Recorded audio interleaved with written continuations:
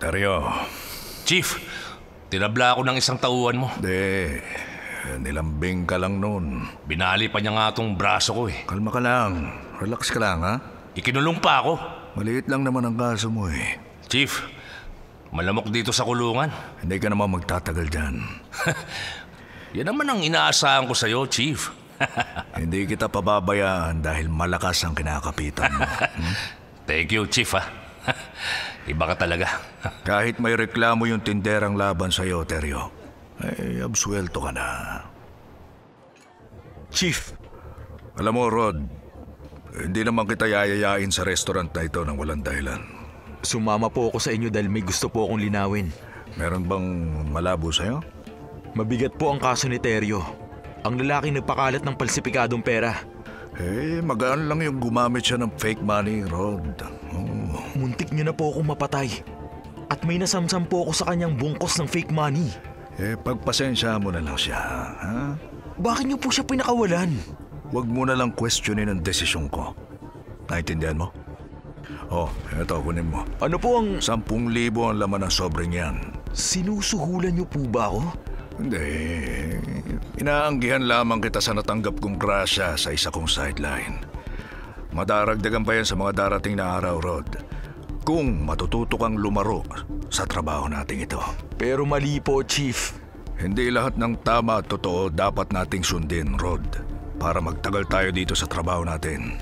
Iba po ang paniniwala ko. Pati na ang prinsipyo ko.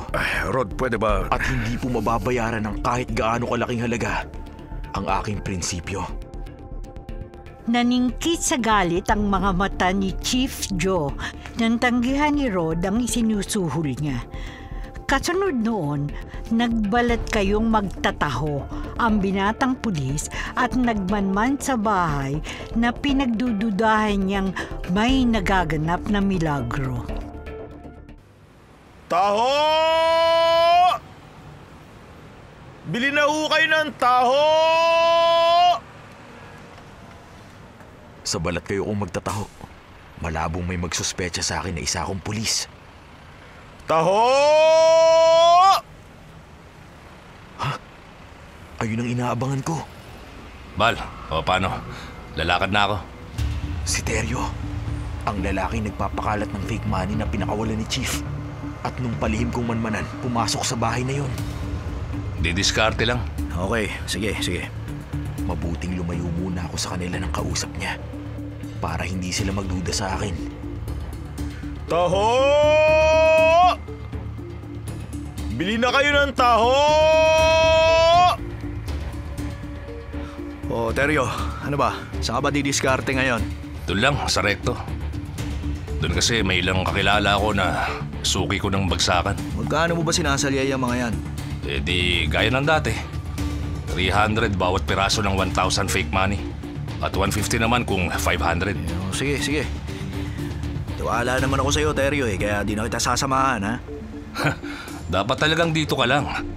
Baka mamaya may makaamoy na pagawaan ng bahay na ito ng mga pekeng pera. Malalagot tayo. Mahirap na. Chief, maniwala ka. Psst, uy. Yung boses mo, Rod. Kumalma ka lang. Baka marinig ka ng mga ibang kasama natin dito sa presinto niyan May problema po ba na marinig tayo ng mga kasama natin? Huwag ka na nga magtanong. Hindi po ba kayo naniniwala sa akin? Alam ko naman na totoo yung sinasabi mo, Rod. Maliwanag po ang palihim kong narinig sa kanila. Pagawaan nyo ng mga fake na pera. May nagsumbong na sa akin tungkol sa bahay na yon. Alam nyo na ang bahay na yun ay pagawaan ng fake na pera? Matagal na panahon na. Bakit hindi kayo gumagawa ng aksyon? May dahilan. Sir, ano po ang dahilan? Tsaka mo na malalaman ang tungkol doon. Chief, dapat na ma-raid na ang bahay na yun. Para matigil ang ginagawa nilang iligal. Pwede ba wag ka na nga mas marunong pa sa akin? Chief! Huwag mong ipaalam sa kahit na sino ang tungkol sa bahay na natuklasan mo, Rod. At huwag mong kakantiin ang bahay na yon. Huwag na huwag kung ayaw mong mag-away tayong dalawa.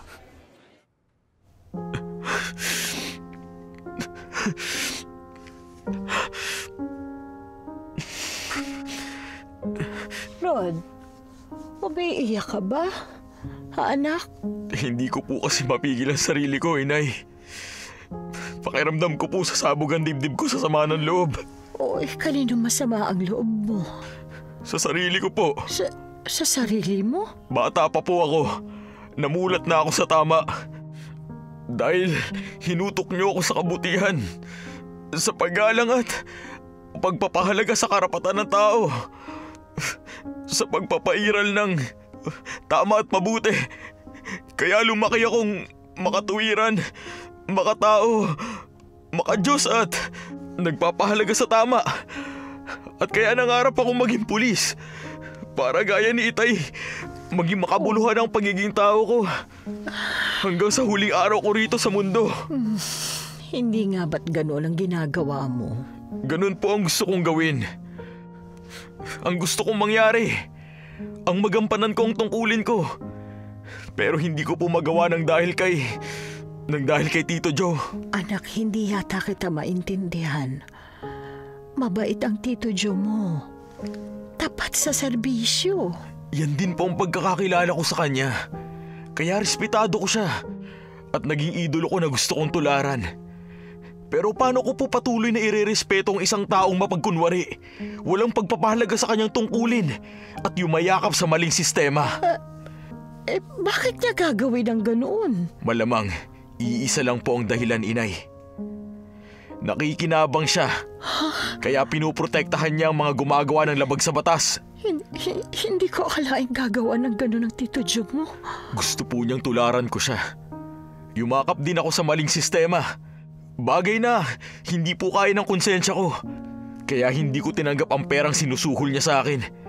Para takpan ko ang aking mga mata at tenga sa maling ginagawa niya.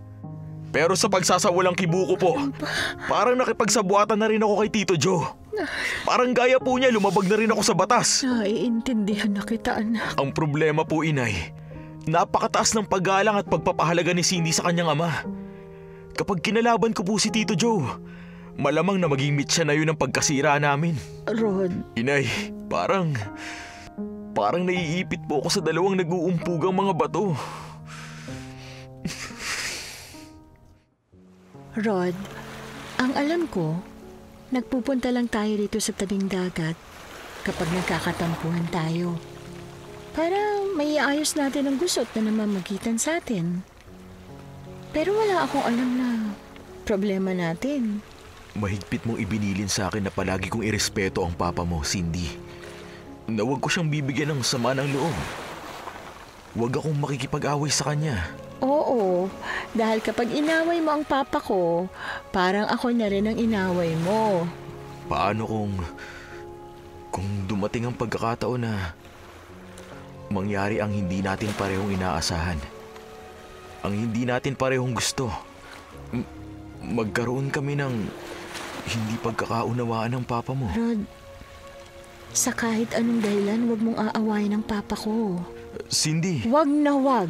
Kung ayaw mong makipag-break ako sa'yo. Wow! Bang ganda ng mga bakal na ito, Bal. Ha? Para sa atin yan, Teryo. Galing kay boss yan. Ngayon may kargada na ako. Huwag magkakamali ang kahit na sino na banggain ako. Sino mang kumatalo sa akin, tatamaan ko ng bala sa ulo.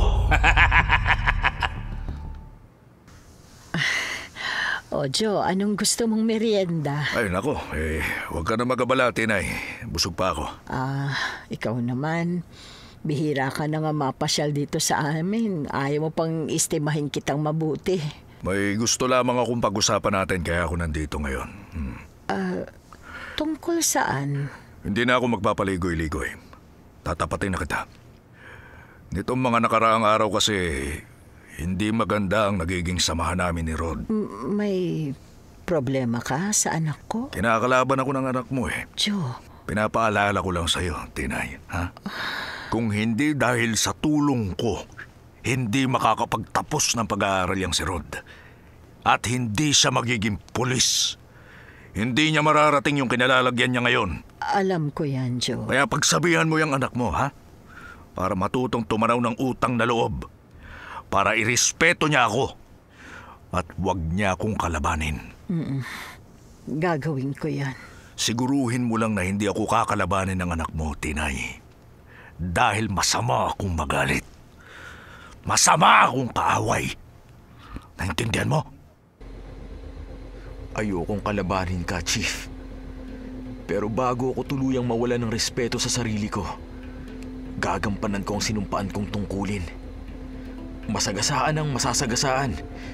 Magalit na ang magagalit. Malapit na kami ng mga kasama ko. Lingid kay Chief, kumuha ako ng search warrant.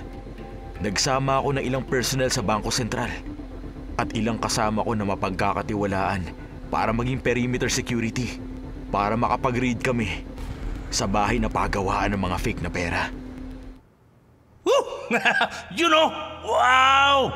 Bang daming fake money nitong na-produce mo, Bal. Daang-daang piraso ng peking 1,000, 500 at 200 bills. Woo! Aba, kumpleto tayo sa computer set, materyales, printer at parapernalya sa pag-imprenta ng mga peking pera, Teryo. Alam mo, pare, may kalat lang natin ang lahat ng mga ito. Tiba-tiba tayo. Oo, tiba-tiba yan. Ha? May bigla nagbukas ng pinto. Walang kikilos ng masama! Itaas ang mga kamay!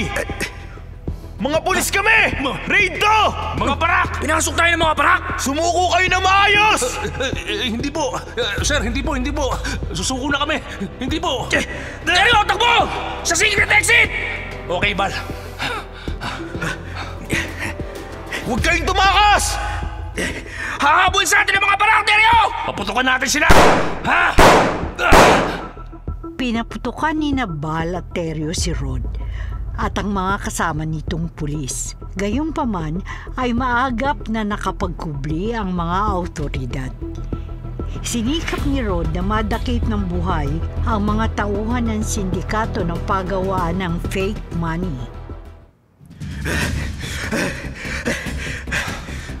Takbo mo, Teryo! Bilis! Kasunod mo ako, Bal! Dito tayo lumusot sa likuran ng bahay! Ganito, maghiwalay tayo para malansin natin ang mga parak na hahabol sa atin. Dali! Okay, sige. Tigil! Lagot na tayo ngayon, Teryo! Pinambangan tayo ng isang parak. Yung parak! May hawak na Armalite! Tagalig tayo. Ihagis yung mga baril nyo! Sige na. Wag! Ihagis na namin ang mga bakal namin. Boss, huwag kayo magpapaputok, boss! Wag! Kapag kumilos kayo ng masama, madidisgrasya kayo! Ikaw ang madidisgrasya!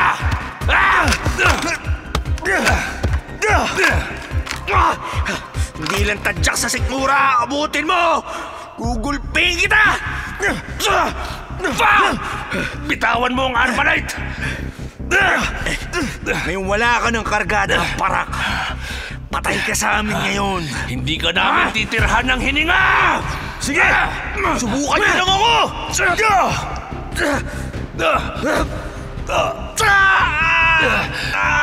Nadali yung pakita ko! Ikaw, Teryo! Ito ang dapat sa'yo!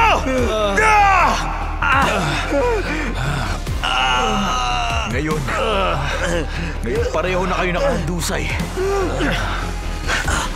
At hindi na makagulapay. Mapupusasan ko na kayo! Hindi mo sila dadakpin, Rod! Chief? Huwag kang kikilos ng masama kung ayaw mo mapadali ang pagkalabit ko sa gatilyo nitong baril kong nakatutok sa'yo ngayon! Mabuti, dumating kayo, bossing! Kayo po, Chief? Kayo ang... Oo, Rod. Ako ang boss ng sindikato naming binulabog at binuwag mo! Kaya katapusan mo na! Chief, hindi ko po akalain na kayo ang utak ng sindikatong gumagawa ng peking pera! Hindi ko rin akalain, Rod, nakakalabanin mo ako. Pagkatapos ng lahat ng naitulong ko sa'yo! Hindi ko po gustong kalabanin kayo, Chief. Pero kailangan gawin ko ang tama. Wala kang utang na loob. Pagsisisihan mo ang pagkalaban mo sa akin. Pagbabayaran mo ang pagbuwag sa sindikato namin. Tatapusin ko na ang buhay mo ngayon! Chief! May dumating na backup yung mga kalaban natin! Kapag binutukan mo ang mga tauhan mo, lalo tayong mapapasama.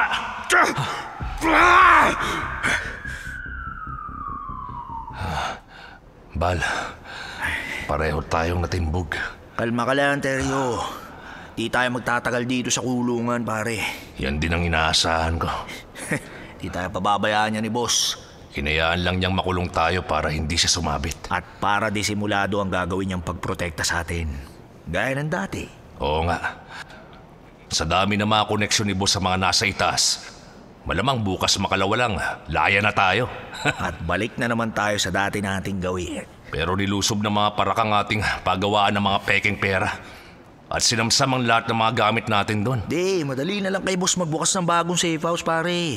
Kung sa bagay nga, Yung parak na tumatalo kay boss at bumuwag sa sindikato natin. si PO1 Rod Perry yun. Oo.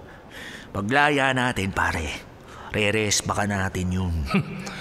Talagang gaganti tayo sa kanya. Pahihirapan muna natin ang husto bago natin tudasin. Gigilitan ko siya ng leeg. Anong gigilitan lang ng leeg? Pupugutan natin yun ang ulo. Bakit?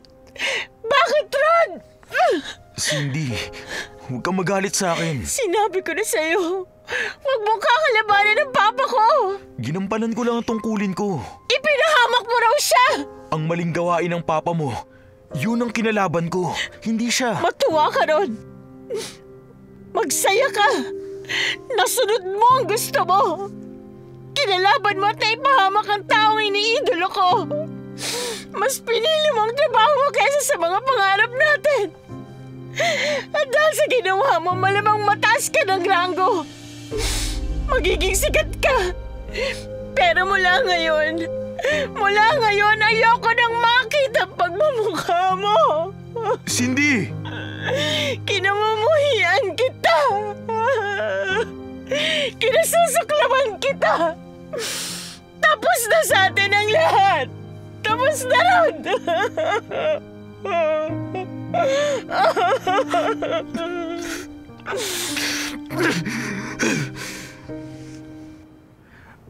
Tinay, Joe, alam mo naman na siguro ang nangyari kaya pinuntahan kita. ipinagtapat sa akin ni Rod ang lahat. Napakalaking kasiraan ang ginawa sa akin ng anak mo, Tinay. Pinangaralan ko si Rod. Pinagsabihan. Pinakiusapang huwag kang kalabanin. Bakit niya ako kinalaban? Ha? Matagal akong nagtiis at nagtyaga bago ko narating kung nasaan ako ngayon. Kay tagal kong pinangalagaan at iningatan ang malinis kong pangalan. Pero sa isang kisap mata, sinira yun lahat ni Rod. Ang anak mo na ako mismo ang gumawa ng paraan para makatapos ng pag-aaral at magkaroon ng katungkulan. Ha? Kung nalaman ko lang kaagad nakakalabanin niya ako. Nasusuwagin niya ako na pinagkakautangan niya ng kanyang magandang katayuan. Ni kusing hindi ko sa tutulungan. Wala siyang utang na loob. Wala siyang kwentang tao! Joe, ako na ang humihingi ng dispensa sa'yo para sa anak ko. Patawarin mo na sana siya. Hindi ko siya mapapatawad! Sa ginawa ni Rod, malamang mapilanggo ako. Pero bago ako makulong, matitikman niyang anak mo ang lupit ng paghihiganti ko. Kanina pa ako naghihintay sa pagdating mo, Rod. Chief, dumating ako kung saan mo sinabing magpunta ako. Nagpakita ako sa'yo. Suko hanggang sa impyerno ang ngit-ngit ko sa ginawa mo, Rod. Pinangunahan ko ang paglusob sa pagawaan ng mga peking pera. Hindi dahil alam kong kayo ang utak sa iligal na negosyong yon, kundi dahil bawal yon. Iligal, labag sa batas, at kailangang sugpuin ko sa tawag ng aking tungkulin. Tungkulin? Chief, May katapat na presyo ang anuman tungkulin. hindi sa lahat ng pagkakataon. Walang taong hindi korap. Nangyari na ang lahat, Rod. Naipahamak mo na ako. Nasira mo na ang pangalan ko. Kaya bumunot ka na ng baril mo! Huwag na natin patagalin to! Chief, hindi tama na! Bumunot ka sa ayaw at sa gusto mo! Dahil kapag nakabilang ako ng 3, sisiguruhin ko sa'yo may bubulagta sa atin! Chief, wag! 1! Chief! 2! Chief! 3! Sabay sa pagbunot ng baril ni Rod at Chief Joe, umalingaw-ngaw ang isang putok. Kasunod noon, dahan-dahang nalugmok si Chief Joe.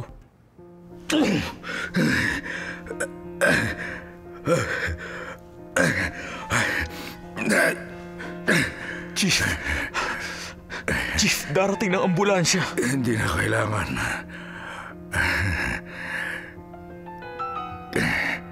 Gaya ng inaasahan ko,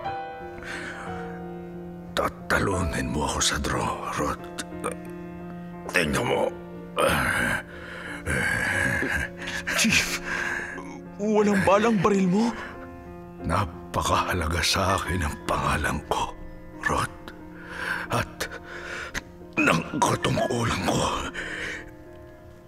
Mas mahalaga pa sa akin ang pangalan ko kaysa sa buhay ko. Ngayong wala na akong maipagmamalaki. Sirang-sira na ang pangalan ko. At malamang matatanggal na ako sa posisyon ko at makukulong ako. Kaysa makulong ako at mabilad sa malaking kahihiyan na habang buhay. At wala na akong mukhang may haharap kanino man. Mas gugustuhin ko pang mamatay na lang ako.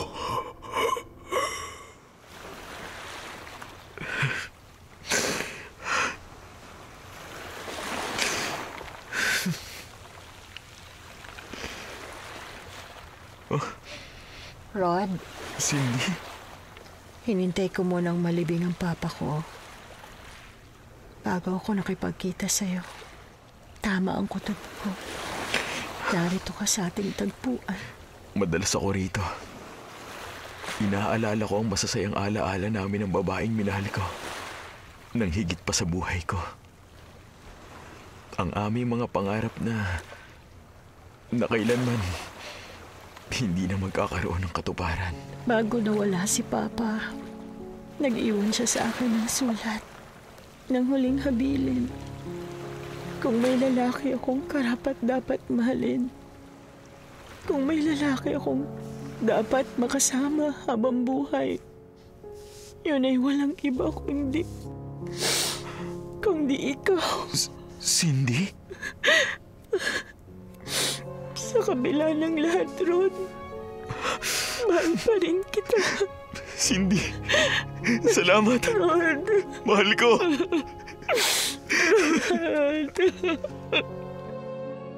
Hindi man naging maganda ang wakas ng buhay ng papa ni Cindy, nanaig pa rin ang pagmamahalan ni na Cindy at Rod. Pagpapatunay lamang na ang tamang landas pa rin ang hinahanap nating patunguhan.